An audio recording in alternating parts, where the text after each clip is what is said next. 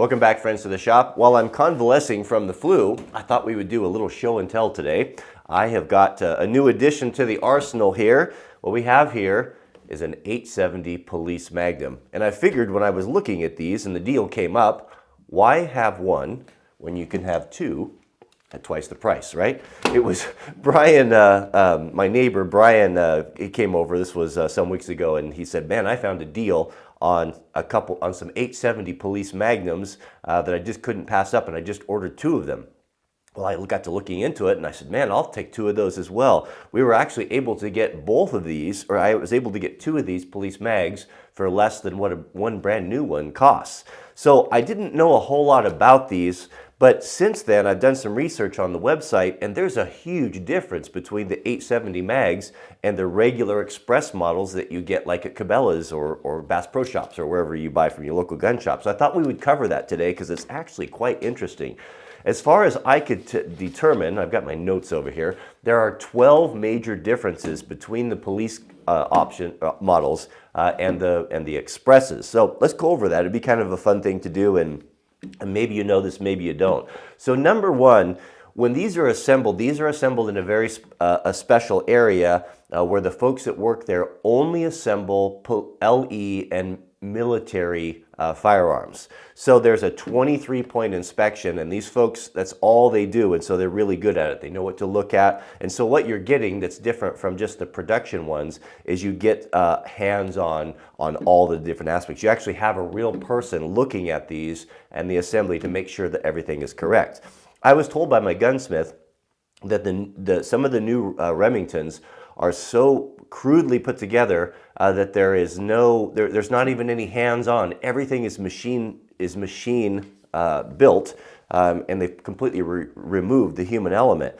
He also said that they have to wear gloves when they're working on them, when they put their hands inside the receivers, because some of the edges are so sharp that they'll cut your hands.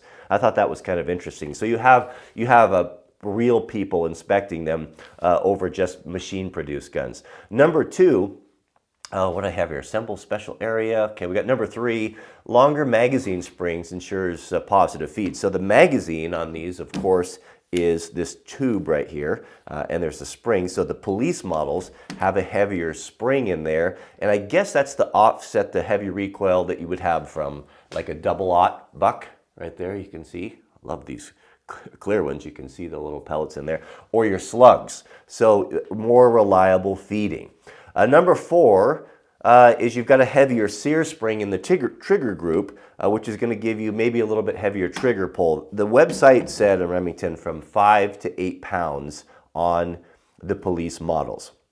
And number six is the fore ends are longer up here on the expresses, and there's sometimes, I guess, they won't fit in the racks that police officers have in their cruisers. So it's a little bit different configuration here on the front as well. While we're on the magazine tube right here on the express models, it has a little set of dimples on there. I know that because I have one, and when you remove this magazine plug, if you wanted to add like an extension on here, you can't do it because they've put these little dimples in there that won't allow the shells to go in there. You can work around that, you can grind it and you can fill it, but you're going to avoid your warranty, and it's just not a very clean way to do it. So the police models, they don't have that. You can take off this cap right here and you can easily thread a +2, +1 extension if you want to. So there's that as well. It's number six. Number eight is that the police models are Parkerized. Meaning they have kind of that same black Parkerized coating like you'd have on your M4s and stuff, rather than more of a less expensive coating, I guess, on the expresses. I don't know what it is, if it's a bluing or if it's a paint or whatever it is, but you get a real Parkerized coating, which is really cool. You get, of course, that black look on there. Number nine is the trigger housing. On the expresses, the trigger housing is a composite. So basically, I don't know if it's a nylon or glass filled or plastic or something, where the LEs here are going to be solid metal. So much more durable trigger group than you have on the Express. Number 10, barrel lockdown with a ball detent. So there's some way that it hooks up, or when you install the barrel, it has a detent instead of a synthetic mag follower. I'm not sure exactly what that is. I haven't been into it to see, but that's just according to the website. Number 11 is that everything is vibra-honed. Vibra-honing, if you haven't seen it before, it's if you have parts that come out of like maybe a broaching machine or a CNC, they're really sharp and they have a lot of sharp edges on them. And so they'll take these parts and these gears. I actually used to work at Warren Industries where they make winches, and there was a guy, I was friends with the guy that ran one of those vibra deburring machines, and it was just filled with these little plastic triangles. There was just millions of them, and he would dump baskets of parts in there, and this big machine would kind of shake, and those little plastic deals would get in, and all the nooks and crannies, and they would deburr everything. So that's what you have with these things. All of the receiver and all the parts are going to be deburred. They probably go through that process before they put the Parkerizing on. So what you get is a softer touch. Everything is smooth. The edges have been knocked off without affecting the performance. It's just an expensive process. It's an extra process that you don't get on the Expresses. And that's probably why my buddy was saying that everything is so sharp on those. And I don't see that at all in here. Everything feels, there just isn't any sharp edges on it. That's kind of cool. And then finally, the ejectors in here, the ejectors that eject the shell out are from machine tool steel instead of a powdered metal like a MIM. Your machining is going to cost more money than the MIM technology. It's a higher grade of steel, more durable, stronger, all of that. So that's kind of the big differences that you get according to the Remington website.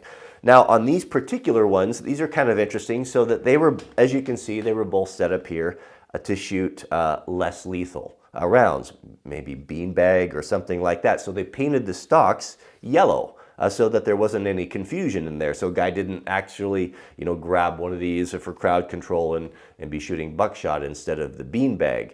The cool thing about that is what it looks like to me is I don't think they've hardly ever been used. Just from the look at it. I mean, they've got scratches and they're a little bit, dinged and, no dents, but dinged up here a little bit. It's probably just from moving, just from transporting them around, in the back of the squad car and, back to the armory or whatever. But they really haven't been used very much. I mean, to be honest, how many police forces are actively shooting beanbags and doing riot control? I mean, it's a pretty rare thing, I think, for most departments. And so I would imagine that they don't get used very much. I can imagine the guys, hey, let's go shoot some beanbags at the range, to check it out. That's kind of cool and try it out. But apart from that, not a whole lot of use. So that's kind of cool in that they're essentially new guns. As far as equipment, what they have on them is they've got looks like the 18, maybe the 18 1/4 inch barrel, standard magazine. They've added a little swing swivel stud. Let me tighten you up here. So it's got not a great sling, just kind of a low budget cheapo sling, but I like that they've got that on there. The really cool part is they've got the Surefire foregrips on there with the integrated light and the switches. Downside is, if you can say it's a downside, I think these these were about $300 a piece as you see them. I would never have bought one of these. I remember seeing them when they came out, but after playing around with it and having it, it's really cool. It's very functional. They're not LED, they're halogens, but they're still super bright. They take 2 CR123 batteries, and I mean, this stuff is really high quality, military grade, and back when Surefire, that's where they really made some nice stuff. They put a lot of effort into them, and I thought I was pretty stoked to get those on there, and both of them seem to work fine. Brian is really into flashlights, and he was telling me that he can convert these halogens over. There's a kit apparently to LEDs if we wanted to do that. So we might do a video on that if and when he does that. So we've got the Surefire grip, or the 4-stock on there. That's kind of cool.